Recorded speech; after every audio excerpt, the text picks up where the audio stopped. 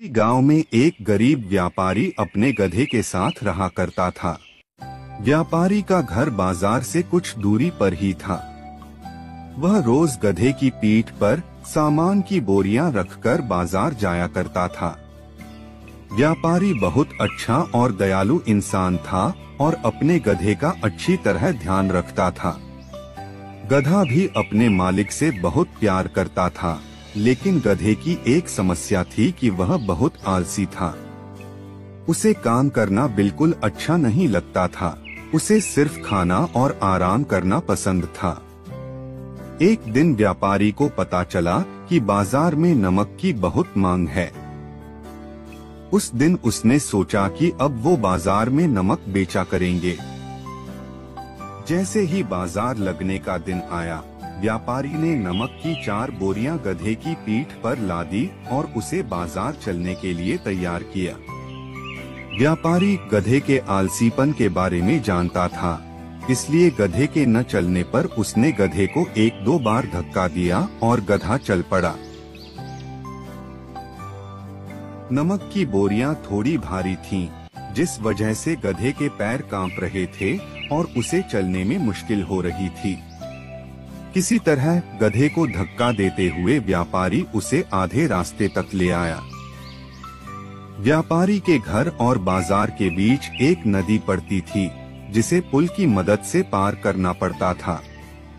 गधा जैसे ही नदी पार करने के लिए पुल पर चढ़ा और कुछ दूर चला, उसका पैर फिसल गया और वह नदी में गिर गया। गधे को नदी में गिरा देख व्यापारी घबरा गया और हड़बड़ाते हुए तैरकर उसे नदी से निकालने जा पहुंचा।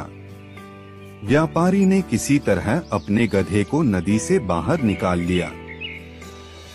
जब गधा नदी से बाहर आया तो उसने देखा कि उसकी पीठ पर लदी बोरियां हल्की हो गई हैं। सारा नमक पानी में घुल गया था और व्यापारी को आधे रास्ते से ही वापस घर लौटना पड़ा। इस वजह से व्यापारी का बहुत नुकसान हो गया, लेकिन इस घटना से आलसी गधे को बाजार तक न जाने की एक तरकीब सूझ गई थी। अगले दिन बाजार जाते समय जब पुल आया तो गधा जानबूझकर नदी में गिर गया और उसकी पीठ पर टंगी बोरियों में रखा सारा नमक पानी में घुल गया। व्यापारी को फिर से आधे रास्ते से ही घर लौटना पड़ा। गधे ने हर दिन ऐसा करना शुरू कर दिया। इसके कारण गरीब व्यापारी को बहुत ज्यादा नुकसान होने लगा, लेकिन धीरे धीरे व्यापारी को गधे की यह युक्ति समझ आ गई थी। एक दिन व्यापारी ने सोचा कि क्यों न गधे की पीठ पर ऐसा सामान रखा जाए जिसका वजन पानी में गिरने से 2 गुना हो जाए। यह सोचकर व्यापारी ने गधे की पीठ पर रुई से भरी बोरियां बांध दी और उसे लेकर बाजार की ओर चल पड़ा। जैसे ही पुल आया, गधा रोज की तरह नदी में गिर गया, लेकिन आज उसकी पीठ पर लदा वजन कम नहीं हुआ, बल्कि और बढ़ गया।